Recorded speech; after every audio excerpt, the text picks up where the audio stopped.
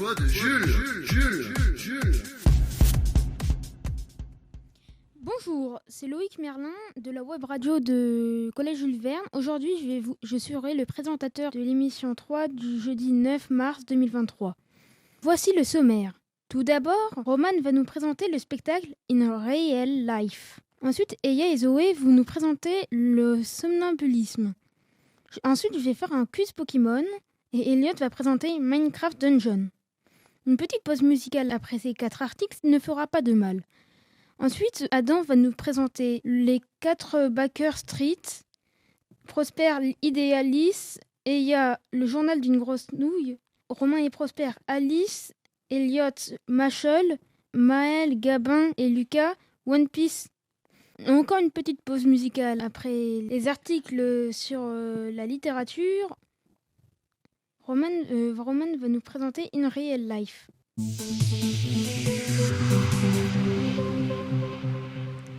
Bonjour à tous, c'est Roman et aujourd'hui je vais vous parler d'un spectacle de danse que je suis allée voir avec ma classe.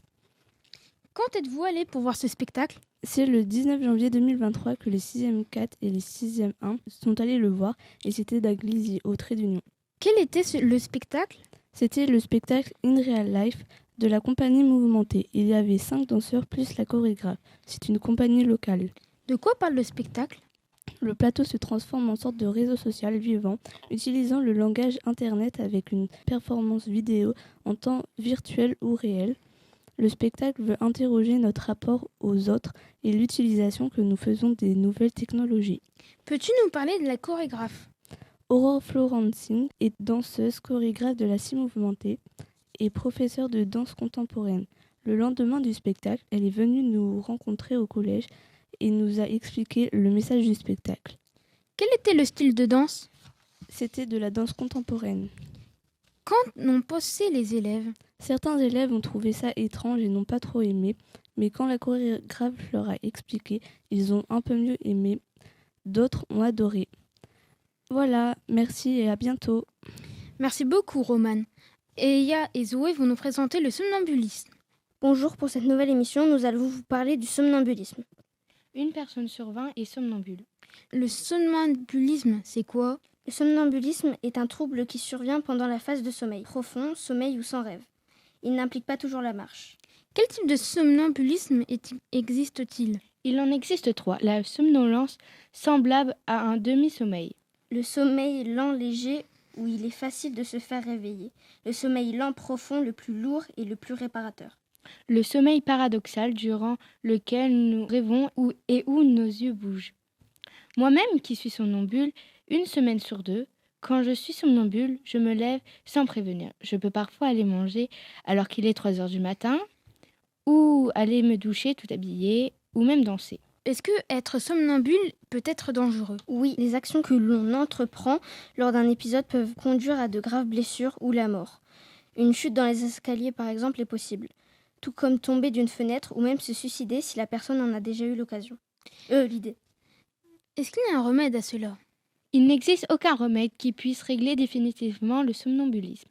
Dans certains cas, les médecins préconisent la prise de médicaments comme des somnifères ou des antidépresseurs. Toutefois, les épisodes de somnambulisme recommencent dès que l'on cesse de prendre le traitement. Pour résumer, si vous avez un somnambule à la maison, petit ou grand, prendre des précautions serait nécessaire. Merci à vous de nous avoir écoutés et à bientôt. Merci beaucoup, Eya et Zoé. Maintenant, ce sera le jingle jeu vidéo. Je vais vous présenter le quiz Pokémon. Nous allons commencer avec Elliot et Gabriel. Bonjour Elliot, bonjour Gabriel. Bonjour. Merci d'être venu Elliot et... Bonjour. Alors, ce sera le premier round contre Elliot et Gabriel. Nous allons commencer dans 3, 2, 1... Quelle est l'évolution de Salamèche ? Reptincelle. Exact. 1 point pour Elliot. Qui sont les légendaires de Kanto ? Sans compter les fabuleux. Les légendaires de Kanto. Dialga. Dialga, non. Elliot gagne 1 point. Qui sont les starters de Kanto ? Grenousse. Non, faux. Ah. Gabriel gagne 1 point. Qui sont les starters La faiblesse des types électriques et le type Acier. Faux. Gabriel gagne. 3 points. Dommage, Elliot. C'était le type sol. Bravo, Gabriel. Dis donc, c'est très fair-play. Alors, c'est Timothée de Vauchelles contre Prosper. Bonjour. Bonjour. Alors, nous allons commencer dans 3, 2, 1. Quel est le Pokémon fétiche de Cynthia? Karchakork. Exact. Quel est l'intrus? Avaltou, Tadmorve, Farfurex et Galam. Galam. Bravo, Prosper. Quel est l'intrus entre Pyrax, Tauros, Frison et Lansargot? Pyrax. Lansargot. Aucun des deux. Combien de jeux contient-il le thème de Percupio? 1, 3, 6, 9, 10. 3. Faux, il y en a 10. Dans Pokémon Diamant, Perle et Platine, attention, c'est aussi le thème quand tu parles à Cynthia. 2 points pour Timothée. Quelle année a été créé Cœur d'Or et Âme d'Argent? Je sais, c'est dur. 2011. Exactement. Quel est l'intrus entre Charmilly, Angolias, Sorsilence et Sucroquin? Sucroquin? À vrai Le dire, deuxième. c'est... j'avais dit E. Normalement, je dirais Charmilly, Angoliath, Sorsilence, Sucroquin. J'avais dit Sucroquin. Donc, il figure dans le mot. Désolé. Quel est l'intrus entre Pikachu, Ratata et Chauve-souris? Pikachu. Chauve-sourire. Bravo, Prosper. Prosper gagne. Désolé, Timothée. Ce sera Romain contre Timothée. Moellon sauteur. Alors là, on va jouer sur la prononciation. Je vais dire 3 Pokémon différents. Il y a un Pokémon où il y a la prononciation exacte. Dragonfeu, Tortitank ou Joliflore? Joliflore. Exact. 1 point pour Romain. Quelle est la couleur d'un Dracofeu shiny? Noir. Timothée gagne 1 point. Combien de cornes a Dracofeu? 2. Exact. Quel est le mot devant... non, je dirais plutôt avant. Avant Pikachu. Pichu. Non. Quel est le quoi? Il y a un mot qui manque quand tu commences un combat. C'est par exemple go Pikachu. Ta avant Pikachu. Vas-y. En avant Pikachu. Je sais, c'est un peu tordu. Quelle est la prononciation exacte? Arceus, Arceus. Arceus. Dommage. 2 points pour Romain. Quelle est la couleur de Salamèche shiny? Noir. Jaune. Exact. Romain a gagné. Ce serait maintenant Maël contre Lucas. Quel est l'intrus entre Elsamina, Guzma, Giovanni? Giovanni, exact. L'intrus entre Arceus, Shaymin, Regigiga. Shaymin. Faux. Regigiga, parce que c'est le seul légendaire. Qui sont les champions de Sinnoh? Attention, vous pouvez gagner 1 point ou 2 points. Quelle ville a un nom qui a 2 noms de condiments célèbres? Mayo ketchup, poivre sel, sucre salé. Poivre sel. Exact. Quelle ville commence-t-on l'aventure à Hoenn? Bourg-Palette, Bourg-en-Vol, Bourg-sous-sol. Bourg-en-Vol. Exact. Lucas a gagné. Bien joué. Nous allons passer en demi-finale. Ce sera donc Gabriel contre Prosper. Rebonjour. Rebonjour. Bonjour. Alors, dans quelle grotte rencontre-t-on Giratina? La grotte retour. Exact. Qui est le 6e start Pokémon du Pokédex national? Tortank. Salamèche. Qui est le Pokémon fétiche de Damien? Je conseille 4. Allez, je vous dis un indice. La cruelle. Non. Tangalis. Qu'est-ce qu'une méga gemme? C'est une pierre qui permet la méga évolution d'un Pokémon. Exact. Prosper a gagné. Nous allons passer à Romain contre Lucas. Rebonjour. Bonjour. Quelle est la différence entre Pokémon rouge et rouge-feu? Rouge-feu, c'est la remake. Non, Rouge-Feu, ça se passe à Johto. À Hoenn. Mince. Mais sinon, celui qui est le plus bon, c'est Romain. Donc, on peut compter un demi-point. Qui est le plus puissant entre Abra et Magikarp niveau 1? Sachant sans évolution. Ils sont tous les deux pareils, de toute façon, ils peuvent pas attaquer. Exact. Donc Romain, il a raison. Alors là, j'ai écrit des noms de Pokémon à l'envers. Ukakip correspond à quel Pokémon Pikachu. à l'envers? Exact. Un point pour Lucas. Gnatrot. T'as énorme. Non. Un point pour Lucas. Arba. Abra. Exact. Quel est le but de la Team Star? Se venger de l'harcèlement. Ah, c'est se venger? Bah oui. Ah bah dans ce cas, Romain, il a gagné. Ah bah oui! Miracle! Romain, il a gagné! Alors, nous allons passer à la finale entre Prosper et Romain. On se demande bien qu'est-ce que c'est la récompense. Mais David, c'est rien du tout. Alors, quelle est la Pokéball qui est super efficace contre les Pokémon sous l'eau? Scuba Ball. Exact, Prosper. Quelle est la Pokéball qui permet d'augmenter la chance de capturer un Pokémon déjà capturé? Bisball. Prosper, un proms. J'irais plutôt Romain. Ah bah dans ce cas, c'est un point pour Romain. Quelle est la Pokéball qui permet de capturer plus facilement des Pokéballs dans des grottes ou dans des endroits Sombre Ball. Waouh, un point pour Prosper. Quelle est la Pokéball qu'on a une, deux... Master Ball. Comment t'avais pour deviner? Un point pour Romain. Dernière. Quiz. Quelle est la Pokéball qu'on a dès le Master début? Ball. Pokéball. Prosper a gagné. Prosper a gagné la chance d'avoir une place réservée pour la web radio l'année prochaine. Je crois pas que ça marche comme ça, Loïc. C'est ça la récompense? Tu en veux pas? Je ne pense pas que ça marche comme ça, Loïc. Donc du coup, tu veux donner la récompense à quelqu'un? Je te dis que ça marche pas comme ça. Ah bon? Bah non. Bah dans ce cas, tu veux faire partie de la web radio l'année prochaine? Bah, je pense que je vais continuer, mais ça dépend si j'arrive à temps pour les inscriptions. Comme Bah tout c'est le comme monde. ça que t'auras pas besoin. Ah non, Tu seras comme déjà tout- inscrit. Je rends l'arme. Et c'est la fin du grand quiz de Pokémon. Elliot va nous présenter Minecraft Dungeon. Bonjour à tous. Bonjour. Et aujourd'hui, je vais vous présenter le jeu vidéo Minecraft Donjon. Tout d'abord, c'est un jeu donjon crawler. C'est quoi un jeu Dungeon Crawler?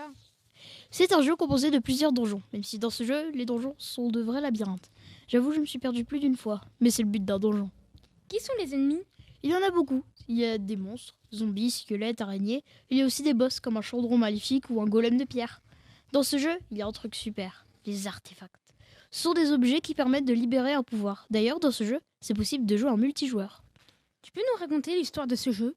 Il était une fois un Ilgeois. Ce sont des méchants villageois qui attaquent les villageois, qui n'étaient acceptés ni par son clan, ni par les villageois.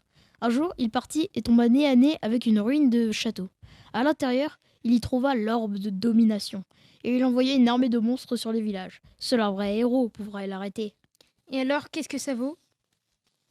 Pour moi, ce jeu est super, de par son style à la Donjons et Dragons, et il est vraiment pas facile, mais ça rajoute du piquant. Et pour finir, les donjons de ce jeu sont jamais les mêmes. On peut passer d'une énorme forge à une pyramide en plein milieu du désert. Et voilà, mon article est fini. Sur ce, à la prochaine. Merci beaucoup, Elliot. Alors, on va passer petite pause musicale pour vous reposer un peu. This feels so right, hold me tight, don't ever walk away, break my heart. Look in my eyes, we'll stay here together, side by side.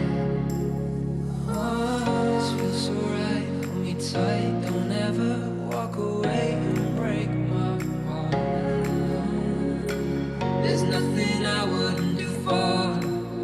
If you feel you're falling, I'll be by your side.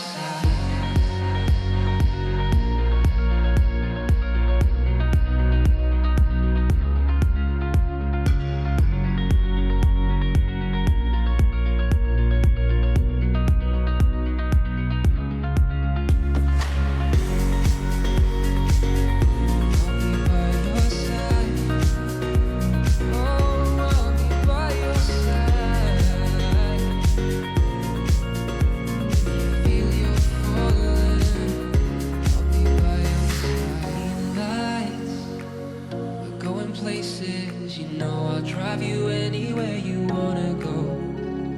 Blue skies, there's no replacing you for another. You're not any other girl. I know there's something in the water.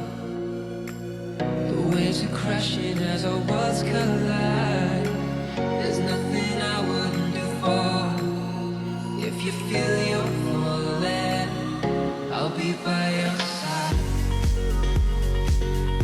I'll be by your side. I'll be by your side. If you feel you're falling, I'll be by your side.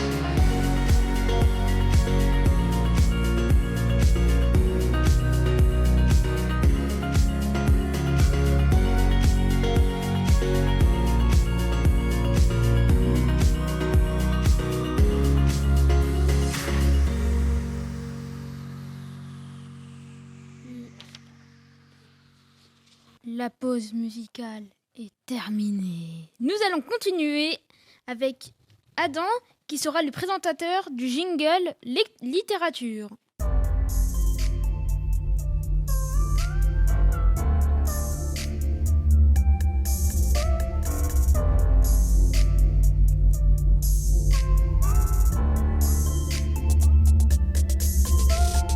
Bonjour à tous, je suis très heureux de vous retrouver pour cette 3e émission. Et elle s'annonce très remplie. Alors c'est parti. Voici la BD Les 4 de Baker Street. Qui a fait cette BD? C'est une série de BD scénarisée par Jean-Blaise Jehan et Olivier Legrand et dessinée par David Etienne. Elle est éditée chez Glénat. De quoi ça parle? C'est l'histoire des irréguliers de Baker Street. Ce sont des personnages inventés par Arthur Conan Doyle dans Sherlock Holmes. Ils sont 3 enfants et doivent résoudre les petites enquêtes en l'absence du grand détective. C'est une série policière pour la jeunesse. Elle est une vraie référence pour tout fan de Sherlock Holmes. Et si tu nous faisais un résumé du tome 1? Quand la petite amie de Black Tom, l'un des irréguliers de Baker Street, est enlevée, les 3 détectives en herbe ne perdent pas une seconde et partent sur la piste d'un mystère bien plus grand que ce qu'ils avaient imaginé. Un dernier mot pour donner envie aux auditeurs? C'est une histoire fantastique dont on ne se lasse jamais, avec des rebondissements. Il y a 9 tomes sortis. Personnellement, mes préférés sont les 4 premiers. Allez donc les lire sans attendre. C'est ensuite à Prosper. Bonjour Prosper. Bonjour Adam. De quoi vas-tu nous parler aujourd'hui? Aujourd'hui, je vais vous parler du roman Idéalis. Qui a écrit ce roman? Idéalis, c'est un roman de Christopher Paolini, l'auteur de la trilogie L'Héritage. Peux-tu nous faire un résumé du tome 1 à la lueur d'une étoile inconnue? D'accord. Chiara Navarez, je crois que ça se prononce comme ça, rêvait d'un monde nouveau. Mais elle vient de réveiller un cauchemar intersidéral. Lors d'une mission de routine sur une inconnue, Chiara découvre un organisme extraterrestre vivant. Fascinée, elle s'approche de l'étrange poussière noire et se retrouve liée à un étrange xéno. Commence alors une guerre contre les extraterrestres. Qu'est-ce que tu en as pensé? C'est un roman vraiment bien, malgré le trop-plein d'infos scientifiques, des noms compliqués. Mais sinon, je donne une note de 20 sur 20. Merci Prosper. C'est maintenant au tour de Eya. Bonjour à tous, aujourd'hui je vais vous présenter le journal d'une grosse nouille. D'accord.